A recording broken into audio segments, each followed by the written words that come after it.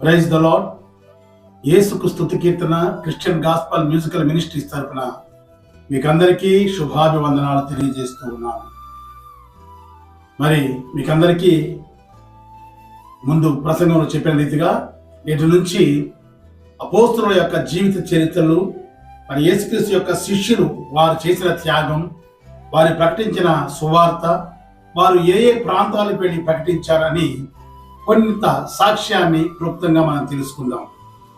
మరి ఈరోజు మొదటిగా పేతురు గురించి మనం మాట్లాడుకుందాం. పేతురు 12 మంది శిష్యులలో యేసుక్రీస్తు ప్రభువుల వారు మరి నాయకుడిగా పేతురును నియమించాడు. పేతురు ఆయన స్వభావం ఎలా ఉంటుందంటే, సహజముగా బలహీనమైన మానవుడు ఎలాగో మరి పడిపోతూ ఉంటాడు లోకంలో, అలాంటి స్వభావం కలిగిన వాడు. అప్పటికప్పటికే నిర్ణయాన్ని తీసుకోగలడు, అప్పటికప్పటికే ఆ నిర్ణయం నుంచి తొలగిపోగలడు. అలాంటి స్వభావం కలిగిన వాడు పేతురు. ఉదాహరణ చూడండి, ఆయన అంటాడు, ప్రభువా నీ కోసం నేను నా ప్రాణాన్ని ఇస్తానయా అంటాడు పేతురు. అన్న అదే పేతురు కొంచెం సేపటికే ఒక చిన్న బాలికి వచ్చి, నీవు ఆయనతో కూడా యేసుక్రీస్తు ప్రభుతో కూడా తిరిగిన వాడు కదా అని ఆయనను సిలువ శిక్షకు అప్పగించినప్పుడు అడిగితే, మరి పేతురు అంటాడు, అస్సలు నాకు యేసుక్రీస్తు ఎవరో తెలియదు అంటూ తనను తాను మరి శపించుకుంటూ ఒట్టి పెట్టుకుంటూ 3 సార్లు యేసుక్రీస్తు ప్రభువుని ఎరుగను అని చెప్పిన వాడు పేతురు. అయితే ఈ పేతురు మొదటిగా యేసుక్రీస్తు ప్రభువు వారు ఎప్పుడు ఈయన పిలిచారంటే, ఆయన మరి చేపలు పడుతూ ఉండగా గన్నెత సరస్సు తీరాన యేసుక్రీస్తు ప్రభువు వెళ్తూ ఉండగా జనములంతా ఆయన మీద పడుతున్నారు. ఆయన వారిని తప్పించుకోవడానికి అక్కడ ఆ తీరం వెంబడి సరస్సు వెంబడి 2 దోణులు ఉంటాయి. ఒక దోణిలో ఎక్కాడు. ఆ దోణి పేతురుది. వారు రాత్రంతా చేపలు బట్టి ఉదయం లేచి తమ వలలు కడుక్కుంటూ ఉన్నారు. గమనించండి. అప్పుడు ఆయన ఆ పడవెక్కి ఆ పడవను కొంచెం లోపలికి పంపమన్నాడు. లోపలికి వెళ్ళిన తర్వాత ఆ దరి నుంచి మరి ఆ జనాలకు వాక్యం చెప్తూ ఉండగా కొంచెంసేపు అయిన తర్వాత పేతురును నీ పడవను లోపలికి పంపించి నువ్వు చేపలు పట్టడానికి నీ వల వేయమన్నాడు. అన్నప్పుడు పేతురు అక్కడ ఒక మాట అంటాడు, ఏలినవాడా, రాత్రి అంతా శ్రమ పడ్డామయ్యా, మాకు ఒక్క చేప కూడా పడలే, అయినను నీ మాట చెప్పున వల వేస్తున్నాను అని వల వేశాడు. గమనించండి, ఆయన మరి దేవుని మాట ఎప్పుడు విన్నాడంటే అప్పుడే విన్నాడు. ఆ పడవలోకి ఎక్కి మరి జనులకు ఆయన బోధిస్తుంటే ఆ బోధన విన్న పేతురు బహుశా హృదయం మారిందేమో. వెంటనే, ప్రభువా రాత్రంతా శ్రమ పడ్డాను, పడలేదు కానీ ఒక్క చేప కూడా చెక్కలేదు, కానీ నీ మాట చెప్పిన వల వేస్తానని విస్తారమైన చేపలు పట్టాడు. చేపలు పట్టిన తర్వాత బయటకు వచ్చి ఆయన అన్నమాట, అయ్యా, ఆయన పాదాల మీద పడి ఈ పాపాత్ముని విడిచిపెట్టిపో అన్నాడు. ఎంత గొప్ప విషయం. ప్రభువా నువ్వు మాతోనే ఉండయా, నువ్వు మాకు చెప్తూ ఉంటే చాలు చేపలు పడతాయా, మా జీవితం ఎక్కడికో వెళుతుందా అన్న అనలే. అయ్యా, ఈ పాపాత్ముని నువ్వు విడిచి వెళ్ళాయా అని ఎప్పుడైతే అన్నాడో యేసుక్రీస్తు ప్రభువు మొదట పిలిపించాడు, పేతురు నీవు నన్ను వెంబడించు, నిన్ను మనుష్యులను పట్టు జాలలుగా చేస్తాను. అప్పటి నుంచి పేతురు మరి యేసుక్రీస్తును వెంబడించాడు. మరి 12 మంది శిష్యులలో ముఖ్యుడుగా మరి ఎదగడానికి కారణం ఆయన దేవుణ్ణి ఎంతగానో ప్రేమించాడు. ఏ సమస్య ఉన్న దేవుడిని మరి వెంటనే అడిగేవాడు, అడిగి నేర్చుకునేవాడు, అడిగి తెలుసుకునేవాడు.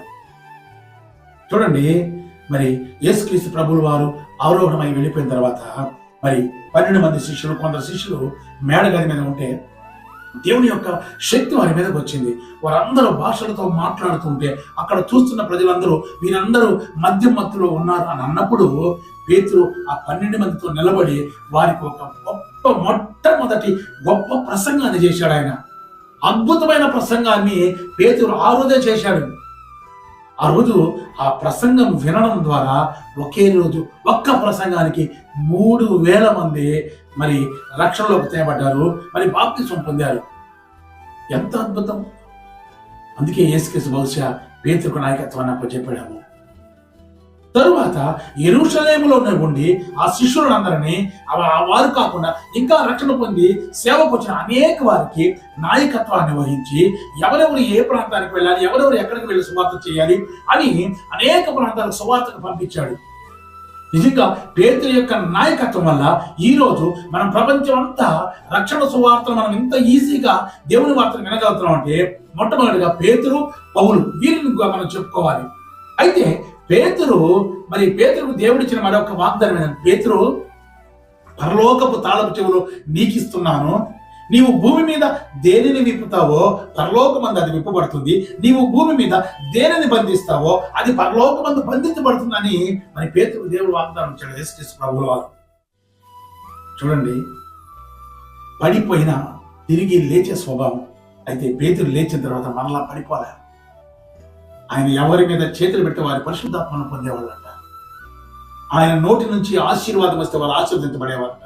ఆయన నోటి నుంచి ఎవరైనా శపిస్తే వారు మరి శాపగ్రస్తులు అయిపోయేవారంట.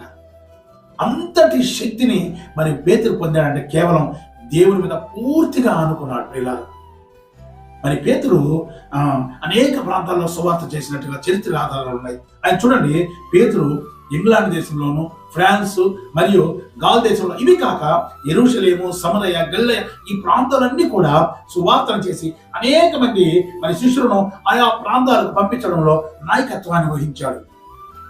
పేతురు చేసిన అద్భుతాలు, యేసుక్రీస్తు ప్రభు ద్వారా పొందిన శక్తి, పరిశుద్ధాత్మ వలన ఆయన గుడ్డివారిని బాగు చేశాడు, చనిపోయిన వారిని లేపాడు.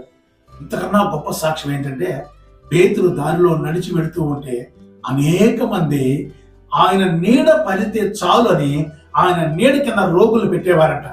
ఆయన అడిగేవారు కూడా కాదు, ఆయన నీడ పడితే చాలని ఆయన నీడ కింద పెడితే అనేక మంది స్వస్థత కలిగినట్టుగా పరిశుద్ధాత్మ మరి దేవుడు బైబిల్ గ్రంథంలో రాయించి పెట్టాడు. నిజం ప్రియులారా, ఎంత అద్భుతం! అంతటి విశ్వాసాన్ని పొందిన, అంతటి శక్తిని పొందిన పేతురు మరి యేసుక్రీస్తు కొరకు తన ప్రాణాన్ని అర్పిస్తానని చెప్పిన పేతురు అదే మాటకు కట్టుబడ్డాడు. చివరికి ఆయన ఇంగ్లాండ్, ఫ్రాన్స్, అదేవిధంగా యెరూషలేము చుట్టుపక్కల ప్రాంతాలందరూ గొప్ప పరిచయం చేసి రోమ్ పట్టణంకి వస్తే, రోములో నీరో చక్రవర్తిని వాడారు. క్రైస్తవుని హింసించడంలో అత్యంత క్రూరమైన వాడు నీరో. ఆ నీరో చక్రవర్తి మరి పేతురుని పట్టుకొని బంధించి మైనర్ డెన్ అనే చెరసాలలో వేశాడు. ఈ మైనర్ డెన్ అనే చెరసాల ఎంత భయంకరమైనదంటే 30 అడుగుల లోతులో స్వరంగంలో నిర్మించబడిన ఆ చెరసాలది. ఒకసారి మైనర్ డెన్ చెరసాలలో పడ్డవాడు ఇక తిరిగి ప్రాణాలతో రాలట.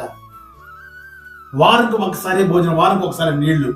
వారితో ఉన్నవాడు ఎవరైనా ఒకవేళ ఆ జైల్లో ఉన్నవాడు చనిపోతే ఆ శవాన్ని కూడా తీయరట. అది అక్కడే కుళ్ళిపోతుంటే ఆ వాసనలోనే వారు పడుకొని వాసనలోనే ఉండాలంట. వారు అంత భయంకరమైన చెరసాల. మరి 9 నెలలు నీరో చక్రవర్తి ఆయనను మైనర్ డెన్ చెరసాలలో వేస్తే, పేతురు బతుకోవడం లేదు చూసామని చూస్తే, ఆయన తీసుకొస్తే ఆయనను మొదటి రోజు చెరసాలలో వేసినప్పుడు ఎలా ఉన్నాడో బయటికి వచ్చినప్పుడు కూడా అంతే ప్రకాశవంతంగా ఉన్నాడంట, అంతే ఆరోగ్యంగా ఉన్నాడంట. నీరోకి జీర్ణించుకోలేకపోయేవి ఆ దృశ్యాన్ని చూసి.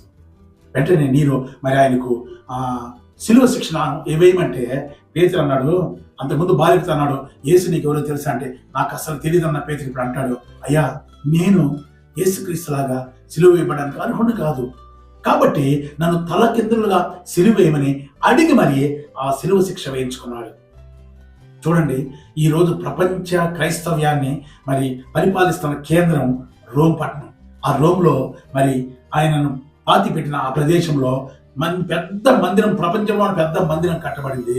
నిజంగా పేతురుకు దక్కిన ఎంత ఆధిక్యత! ఆ చెరసాల నుంచి వచ్చిన తర్వాత ఆయన సిలువలో మరణిస్తూ కూడా అనేకులకు సువార్త చెప్పాడు. చేపలు పట్టే జాలరి అటువంటి వాడు ప్రపంచానికి యేసుక్రీస్తును అందించిన సువార్తికులలో ముఖ్యుడుగా, అనేక మందికి రక్షణ మార్గం చూపించిన, రక్షణ తెలిపిన వాడుగా గొప్ప పరిచయం చేశాడు. అందుకే మరి ఆయన శిష్యుల బృందంలో నాయకుడిగా సెయింట్ పీటర్స్ అని, పరిశుద్ధ పేతురు అని ఆయన బిరుదును పొంది ఆయనకు ఒక చిహ్నాన్ని ఇచ్చారంట. తలకిందులుగా వేయబడిన సిలువ, పరలోకపు తాళపు చెవులు కాబట్టి 2 తాళపు చెవులు పట్టుకొని ఉన్న దృశ్యాన్ని ఆయనకు చిహ్నంగా ఇచ్చి, మరి రోములో ఆ మందిరంలో ఆయన బొమ్మతో కూడా ఈ చిహ్నాన్ని పెట్టుంటారు. గమనించండి, పేతురు చేసిన మరి పరిచర్య ఎంత గొప్పది! ఈరోజు మనం క్రైస్తవ్యాన్ని ఎంత ఈజీగా, మరి యేసయ్యను రక్షకుని ఎంత ఈజీగా మనం పొందామంటే ఆ రోజు వారు చేసిన, అపోస్తలులు చేసిన పరిచర్య. దీన్ని బట్టి మనం తెలుసుకోవాల్సిన విషయం.